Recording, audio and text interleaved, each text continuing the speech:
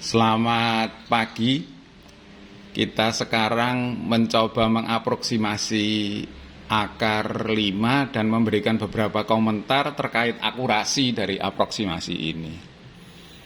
Ya, jadi tujuan presentasi kita kali ini adalah mengaproksimasi akar 5 menggunakan teorema nilai rata pada fungsi akar T, tetapi diterapkan pada beberapa interval yang berbeda. Tentu penerapan terhadap beberapa interval yang berbeda itu terkait dengan akurasi pendekatannya, ya. Oke, kita tahu bahwa kita punya teorema nilai rata Lagrange seperti ini, ya. Jadi garis yang menghubungkan titik A, FA dan B, FB yang biasa disebut sebagai garis sekant itu dalam situasi tertentu kalau kita geser bisa berubah menjadi garis singgung di beberapa titik singgung yang absisnya itu terletak di antara A dan B, kurang lebih seperti itu, ya. Jadi teorema nilai rata Lagrange bilangnya seperti itu. Oke. Saya mulai pertama itu menerapkan teorema nilai rata Lagrange pada fungsi akar T di interval 4,5, ya. Jadi saya punya ekspresi di bawah ini. Kemudian karena C terletak di antara 4 dan 5, ekspresi di atas saya hilangkan akar C-nya, ya.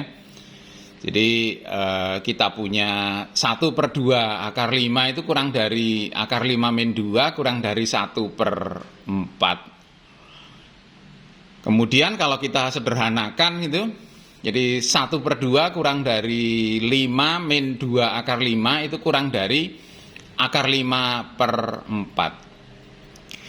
Di sini hasil terakhir pada slide ini memuat 2 ketak samaan. Kita periksa satu persatu kedua ketak samaan tersebut. Mari kita mulai.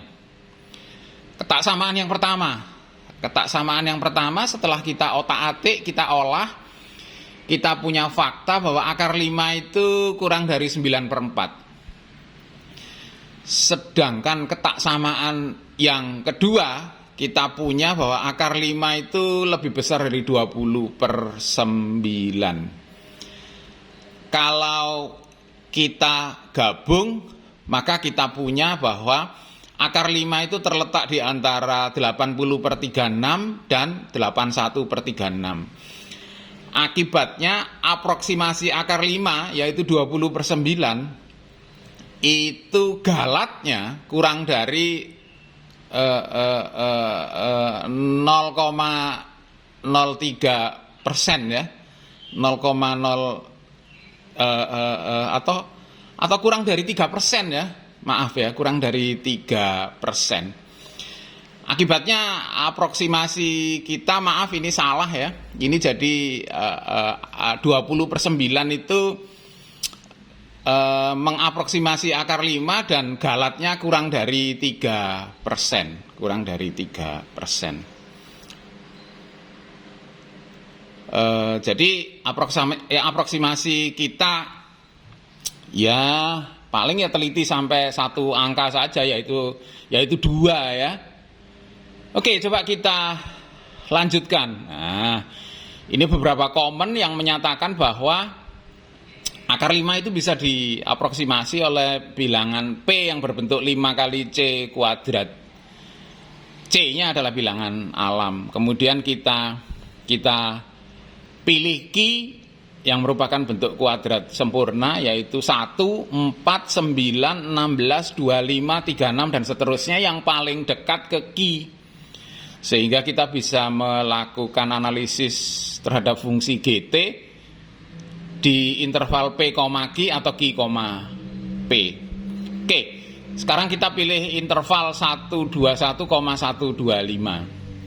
Ya, seperti biasa kita dapatkan fungsi GT di interval 121,125 dan mengenakannya pada teorema nilai rata Lagrange sehingga ada C di antara 121 dan 125 yang jika kita sederhanakan maka kita punya 1/5 akar 5 itu kurang dari 5 akar 5 min 11/2 kurang dari 1/11 yang jika kita sederhanakan kita kalikan semua ruas kiri, tengah, kanan dengan akar 5 maka kita punya yang seperti ini.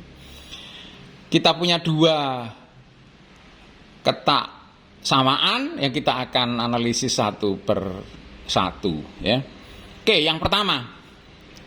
Yang pertama berarti apa ini? Kita akan lakukan analisis terhadap ketak samaan yang pertama, menghasilkan fakta bahwa akar 5 itu kurang dari 124/55 ya. 124/55 itu perhitung. Detailnya saya tinggalkan kepada para pemirsa. Sementara yang kedua, kita pastikan bahwa akar 5 selalu lebih dari 275/122 ya. Akibatnya kalau kita gabung maka galatnya yaitu akar 5 didekati oleh 275/122 itu galatnya itu selalu kurang dari, nah ini saya salah hitung itu ya, berapa ini berarti 0,006% ya, 0,006% kalau tidak salah. Nanti pemirsa bisa menghitung sendiri ini galatnya ya.